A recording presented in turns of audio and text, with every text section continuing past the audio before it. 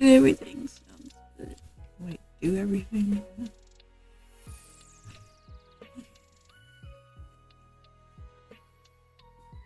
Does everything. There we go.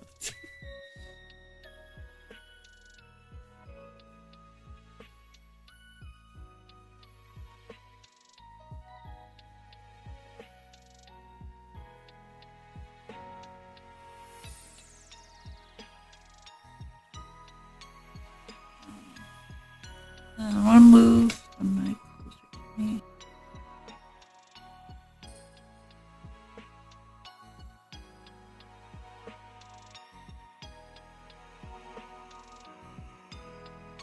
Okay, I think this is better. I don't know.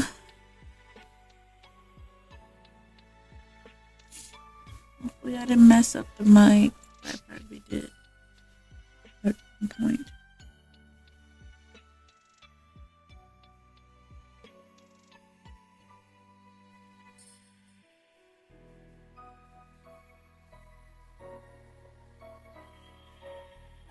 Yeah, it's much better to me, I guess. I think the music's a little bit too loud. Wowed. A little bit too loud.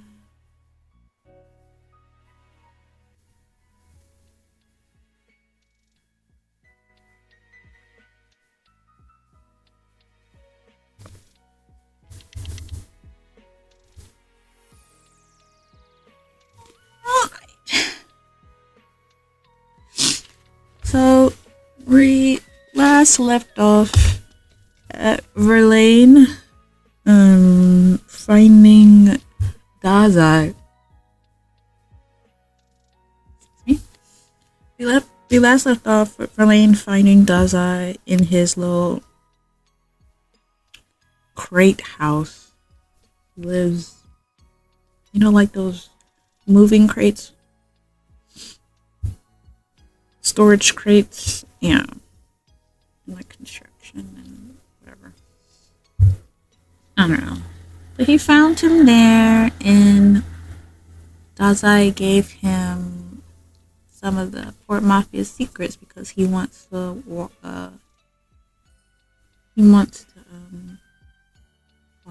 watch it burn, as he said.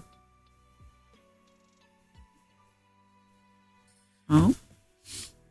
And we found a picture. Well, there was a picture of Dazai, who was in the forefront, and Verlaine in the back. And it kept mentioning how empty Dazai is inside and everything. So, that's where we last left off. We stopped at the pictures. And also, not only this, but Adam and Chuuya is in a police station about to be interrogated because of Charisse. Because Charisse and Chuuya was in the same group, the sheep. So, yeah. So they're about to be interrogated by the police. And I think that's the recap. Charisse was the one that's targeted by Verlaine, and Verlaine last said that he's going to the police station, so he's going to kill Charisse there. We'll see how they stop him, if they ever are.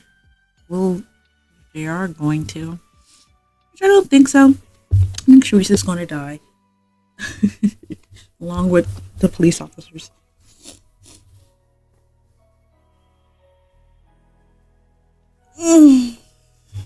Yeah. That's where we last left off. Dazai wants to leave, kind of. The best way to leave is to burn everything in his path, I think. That's the correct phrase in this way. Who knows? Yeah. Verlaine is in the back with his fedora jacket and suit and tie. And there goes Daze. He looks bald in the back for some reason. Anyway. He looks bald for some reason. In the back of his Daze's head looks bald. I don't know. It's just the shading, but it just looks funny. I think that's his neck. Or the shirt. I think it's the shirt. But he just looks bald. Because of the way I shaded. Anyway. I saw the last manga page view, last scene. Hopefully the captions don't mess up too badly like they usually do. But we'll see. Anyway. I'm gonna read page 105 right after the picture that I just showed you.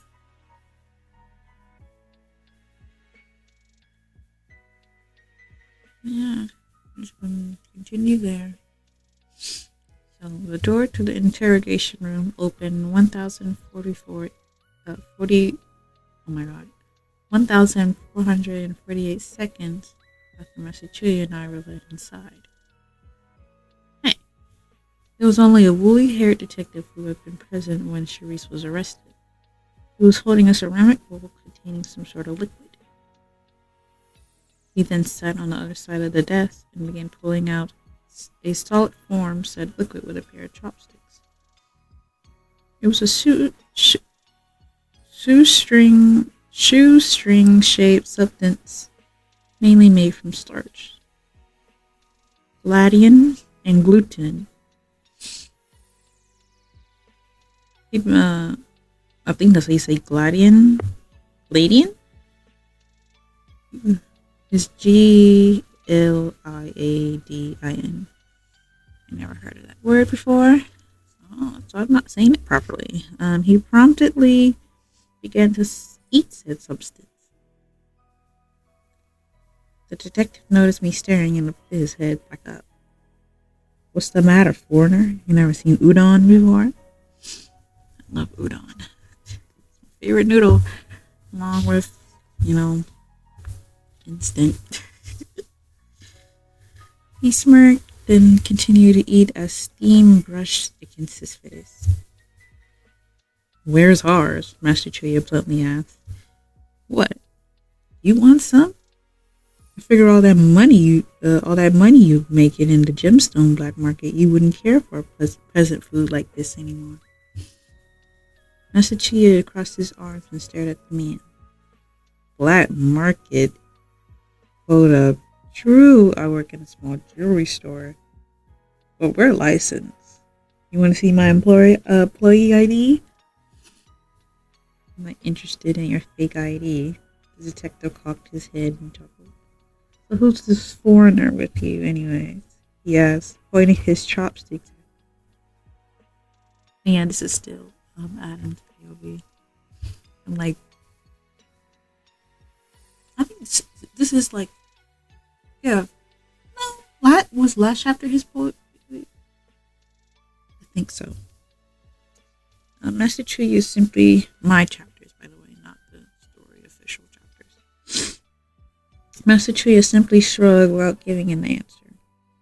The detective looked back at me and said, Hey Chuuya, I'm saying this for your own good. The few outsiders who heard what we were about to discuss, the better. Well, the fewer. Nice to meet you. I am a computer from... Oh, come on, detective. Don't be like that. Master Chuuya demanded, cutting me off. He's new. He started working today. He got into a fight and took the bat to the head. Now he's thinking he's a robot. This guy's a real riot, too. I've been taking him wherever I go. Is that going to be a problem? No, I am really a computer. He's one of yours? And it's still too soon for him to be out in a place like this.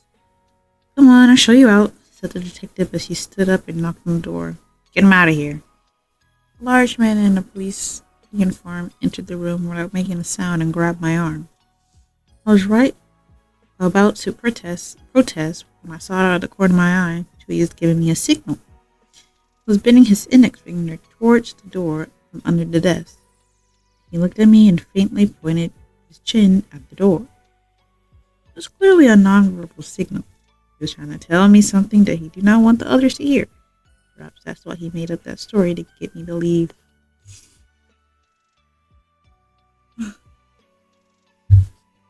Very well. Oh wait, skip the line.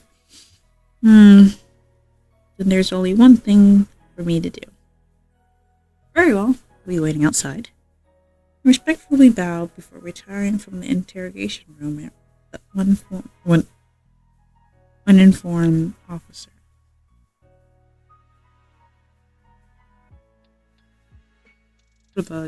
It's uniform. What am I talking about? Uniform.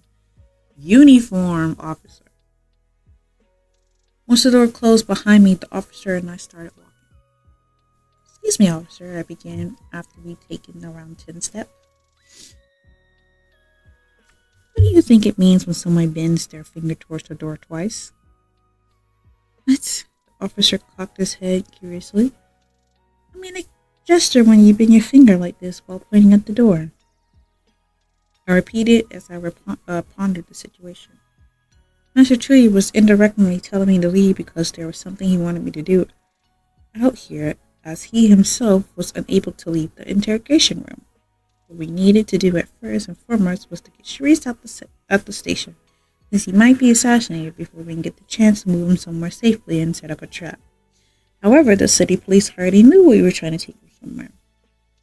That's why they were keeping Master Chuuya in the interrogation room.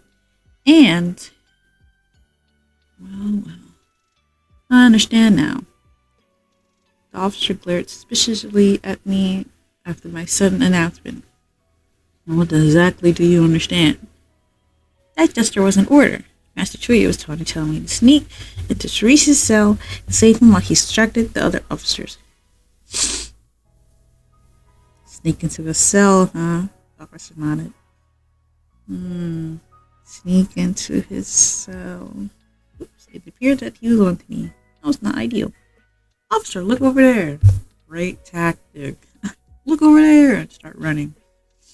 Pointed towards the area behind the officer, and he instinctively looked in that direction. He's good at following orders. I took my already pointed index finger and placed it right where his cheek was a moment ago. I don't see anything. He turned his head back around and was about to finish his sentence when his cheek squished into my finger. A direct hit. My fingertips contained microscopic needles coated with a sedative. He pierced his skin, caused him to lose consciousness. I caught him with both arms before he collapsed onto the floor and scanned my surroundings. For that no one saw or heard a thing. No cameras. Must remain quiet. This is the police station, I found as I held him up. What the hell? He's gonna remember, cause you told him already. Yes. On 11, my chapter 11, because like I said, I count the line breaks, little designs in the book. This is for chapters.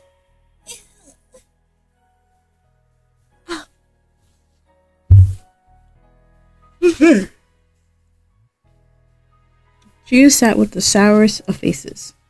His elbows dug into the table, his eyes only halfway open while he blankly stared at the filthy wall. Why? Because he had absolutely nothing to do. It was the only way for him to take his mind off the detective sitting across from the table from him. So I thought to myself, began the detective as he leaned over the table. Everything's in life just a bunch of udon toppings. Nothing good comes from having too much money at such a young age. You gotta work until you sweat from your brow. Earn a little more bill than you did last month. And it's like you all of a sudden got chikawa. Yeah, chikawa tempura on your bear udon. See? What I'm trying to say is that all your hard work will finally pay off. And this feeling you get is she had already given up looking at the clock's hand to determine how long he's been listening to the story. The chatterbox detective was very preachy and didn't even have a point to top it off. Somewhere down the line, his preachy life story turned into complaints that suddenly turned into stories about his life growing up and suddenly turned into lectures. He talked in circles and repeated the same old anecdotes over and over again. Each time, he was peculiarly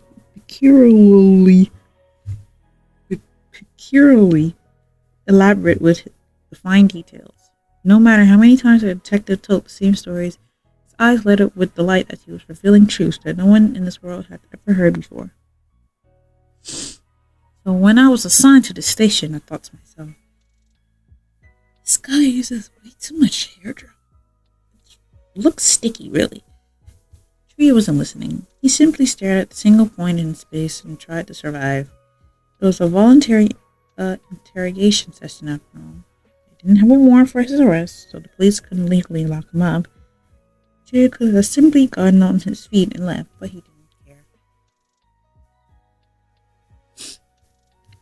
But he wouldn't do that here.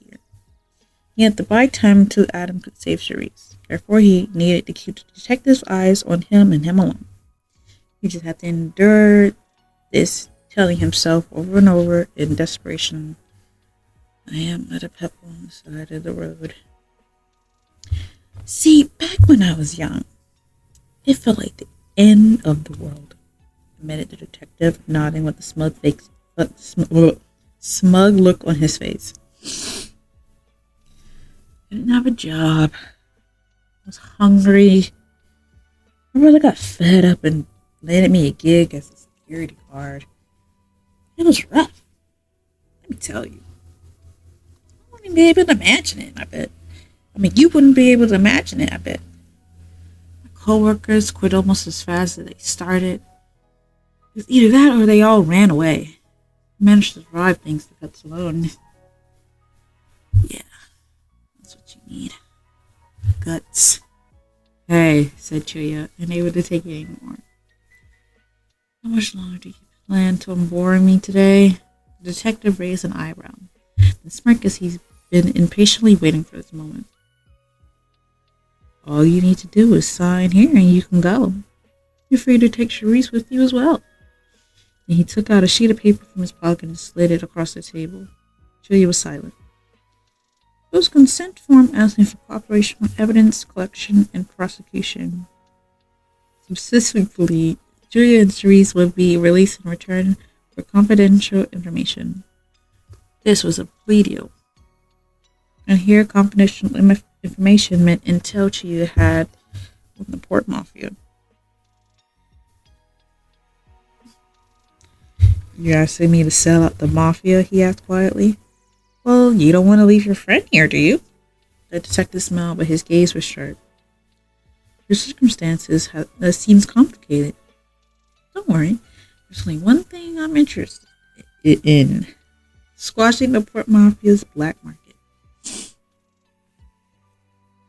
Chuuya stared blankly at the detective before looking down at the document. Then, after taking a few moments, he turned his gaze back to the detective. Give me your pen. Be my guess. After grabbing the pen that was handed to him, Chuuya effortlessly scrawled something within the signature column at the bottom of the document. When the detective leaned forward to check the signature, he was met with the following words. Eat shit. Chuuya then tossed the pen on the desk, wrapped his arms behind his head, leaned back in his chair, and put his feet up. Sorry for interrupting your little story, he said coolly. Gone. The detective didn't respond. He simply glared at Chuuya, his eyes akin to a heavy, withered boulder in the desert.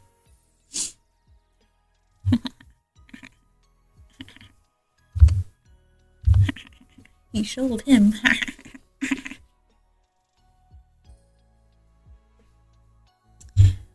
I was heading for the jail while pondering how I was going to help Charisse escape. What I was doing was illegal, so I couldn't ask my agency for help. Nevertheless, it would not be a problem because I knew about the protocols of investigation agencies around the world. The corridor leading to the jail was silent. There was almost nothing here, unlike this cluttered mess that was the Criminal Investigation Division. Only traits worth mentioning: spotless, cream-colored walls, uniformly placed fluorescent ceiling lights, and their equally uniform glow. There were the occasional dark blue bulletin boards on the walls with notices of how many traffic accidents had occurred that month and reminders for medical checkups. Otherwise, this was a dull, boring corridor that could be found anywhere in the world. The holding cells were at the end of the corridor. That was where Charisse was being kept. Pardon me. I lightly tapped on the glass window into the main security office by the door. The head of security was sitting at the on-duty desk. He was large, muscular to the point that it was not surprised me if he used his only muscles past each chest to become an officer. The officer appeared rather small from what I could see through the window. Inside was a desk, 8 screens to monitor the prisoners in their cell, and a computer. Hanging from the walls were keys to each cell. Like the other officers here, this one had serviced the station for far more years than it could handle due to insignificant budget. It looked dreary at best. Everything was dull and lifeless. The walls, the floor, the panels, even the officer himself. I put on a friendly smile. I have received orders to come pick up inmate number 28, Burichi Road, Charisse, for transfer. The head of security kept his elbows on the desk while turning only his gaze at me. And you are? I am Adam Frankenstein, an investigator with Europol, I said while pointing out my detective badge, which was real, that I kept in my pocket. Detective Mirsay had orders a transfer. Maurice. Okay.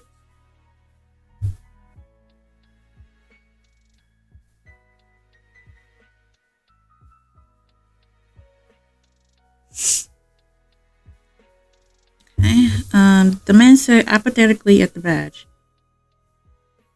What's the transfer number? He asked mindlessly. His voice was even more mechanical than mine. Pardon? His transfer number? His tone was assertive and dismissive. I rotated my head.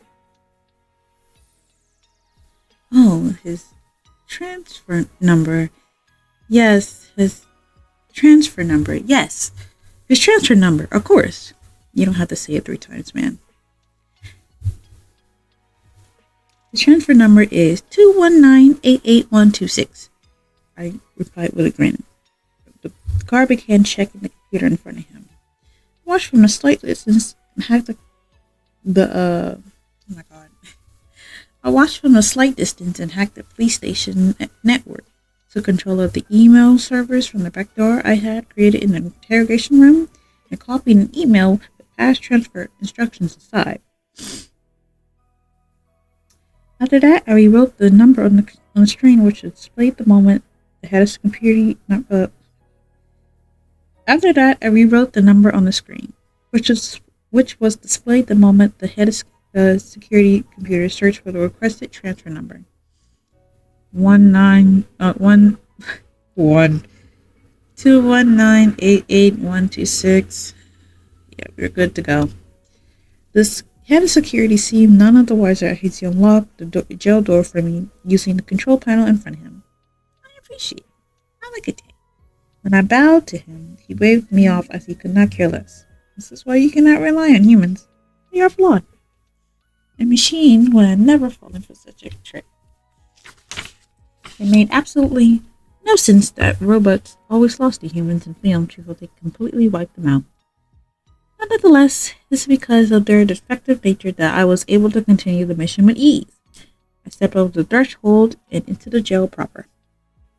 The corridor in the cell block reminded me of circuit boards, how the cell and lights were so orderly arranged. There was nothing else here. The interior was only two tones, pale light green and white, with lines drawn onto the wall and measure a suspect height. It was perhaps the loneliest place in the entire police station. I almost immediately found the cell I was looking for. Number 28? Get out. You're being transferred. Growled a guard who seemed to have already received the transfer order. He unlocked the cell door and left. Inside was Cherise sitting on the mattress. A momentarily surprise flashed over his face the instant he saw me. Wait, you're the guy who was with Chuuya, he said. What are you doing here? Cherise, it is time for us to go, I told him, but Cherise averted his gaze and pouted. No thanks, he muttered, staring at the floor. Chuuya put you up to this, right? Sorry, I'm not the only one here because I'm not. Oh my god. Sorry, I'm only here because I want to be. That is a lie, I argue. I detected an increase of wrinkles on your nose and upper lip. These are reflective micro expressions commonly found in people who are exposed to uncomfortable situations. Additionally, humans tend to place a hand on their necks whenever they're feeling uncomfortable or anxious in order to calm themselves. It is a type of appeasement behavior and it suggests that the person is experiencing the opposite of how they claim they feel. Furthermore, the expression you made and how you lower your gaze suggests that you're experiencing a sense of loneliness, inferiority, and regret. In other words, you're scared. I'm not scared, shouted Cherise. Ow, I just cracked my hip. Ouchie.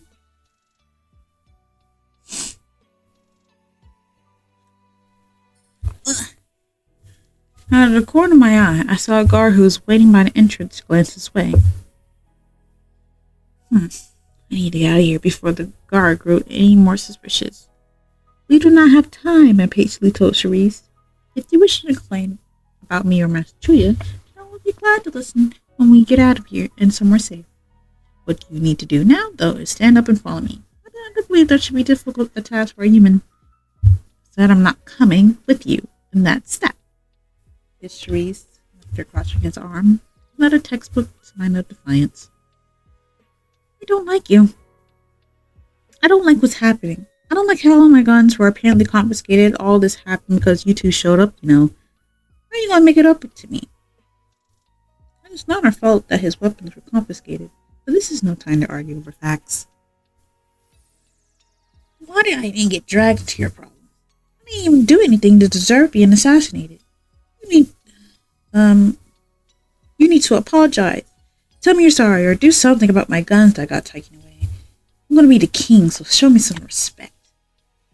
I calmly listened to his rambling. There's a hole in Cherie's argument. I could not point out the problem in its logic in fine detail. I'm the latest model of autonomous computers, not some out-of-date AI from the past generation. I would never waste my time arguing something so meaningless. Yes, it's perfectly calm. Very well, Cherise. I gave him a nod while smiling. You're free to act as you wish. You're free to pretend to be tough, demand others to apologize, and believe you're a king. However, I have the same amount of freedom. Therefore, I can choose to leave you here and come up with the next plan when I read in tomorrow's newspaper how you was killed in your cell. I'm sure the next assassination target will be much more understanding than you.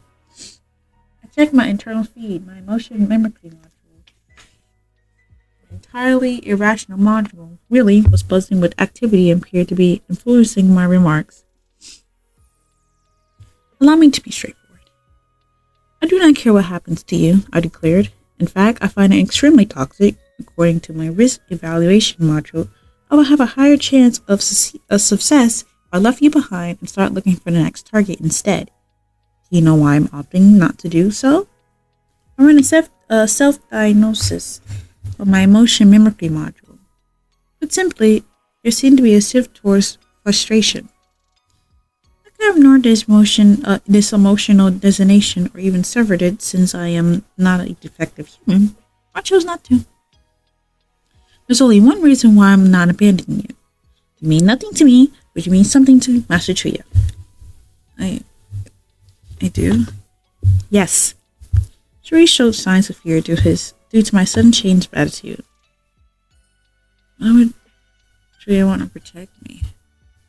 Master Chuuya has ordered me not to divulge this information, but I felt the urge to tell Cherise. I decided to obey my artificial feelings once more. Perhaps this is what my doctor meant by follow your heart. It was very simple, really. The only reason Master Chuuya joined the Mafia was to protect you all, protect the sheep. Cherise's expression conveyed confusion. It appears as he could not process the information, so I decided to explain. 1 year ago, the sheep betrayed their leader. Our Master Chuuya joined forces with the band of mercenaries known as GSS, Heart Security Service. This pact between two groups had the Port Mafia, the enemy organization, on edge. Therefore, the Mafia sent their extermination units to deal with them before they became too powerful. The leader of the group was a young man named Dazai. Under normal circumstances, their extermination unit would have left no survivors, and sheep would have been slaughtered. However, Master Chuuya made a plea for the sheep's safety, and Dazai only agreed Dazai only agreed to accept it if Master Chuuya was willing to join the Port Mafia. Master Chuuya agreed to the deal. As a result, the sheep were simply disbanded and no one was killed. They were then relocated throughout Japan to prevent anyone from rebuilding the group. The sheep, Cherise included, owed their lives to Master Chuuya. The deal was still ongoing. Master Chuuya would never be able to lead the Mafia or his friends, and the sheep would be killed. The entire reason that the Mafia let Cherise within Yokohama was so Master Chuuya would know who would be the first to die if he ever betrayed them. Put it simply, you are all being held hostage, like Kami told him. Conversely, one might say that Master Chuuya would have one less reason to stay in the Mafia if you were to die. That is why we believe Verlaine is after you. Cherise quietly stared hard at me while he listened. He wasn't even breathing. Perhaps this was the first he had ever heard of this. No one told me anything about that. So selling us out wasn't what got Chuuya into the Mafia? Far from it. You had to join the Mafia for your safety. I allowed my gaze to wander. Master Chuuya accepted this deal right after he was stabbed in the back, and of course you remember who was holding that knife, yes? Shriek's expression froze as his time itself had stopped. I could never begin to comprehend the spectrum of human emotions, even a little, I honestly added. I can only offer generalization. Master Chuuya is the kind of person who would never abandon those who had helped him, even if they end up betraying him. That is simply who he is. It would seem that it seemed that's why he became the sheep king. You, however, lack what he has. That's why you never be king. Jesus. Cherise clenched his teeth and growled. How did you say that? Talking like this, like you know me. Yeah, I'm pathetic. Wanna rub it in some more? His words were not meant for me. Eventually, his voice lost all vigor until those words lifelessly bounced off the wall. His emotion was wandering in circles with nowhere to go. I, on the other hand, felt relieved. It was refreshing. Being able to complain to someone without any resort was an extremely wonderful. Being able to complain to someone without any retort. I think it's retort. Well, I said resort. Retort was an extremely wonderful thing. With my calm and composed mind, I faced Cherise once more. Do you understand why your life is being in danger now? This is not a joke or an exaggeration. You will be killed if you stay here. The man after your life is the greatest assassin in the entire world. You won't last another hour helplessly locked away in the cell. I scanned Cherise's heart rate and breathing as I spoke. It appeared that his emotion levels were fluctuating. A positive trend. Now, I must be going. You are free to do it as you wish, but allow me to make a generalization before I go. I do not know what the conditions are to becoming the Sheep King in the future, But I do know the type of person unfit to become a king. The kind of man who do not rely on others and was killed in his cell today. After saying that, I began to walk away at a relatively quick pace without looking back. However, my sonar scanner picked up on what was happening behind me. A few seconds went by, and I heard footsteps wearily tracking out the cell. I smiled. Mission accomplished. Man, I was stuttering so badly on that chapter. Oh my god, I was stuttering so horribly. How long is this other one? Oh, Jesus. I might end it. I really want to.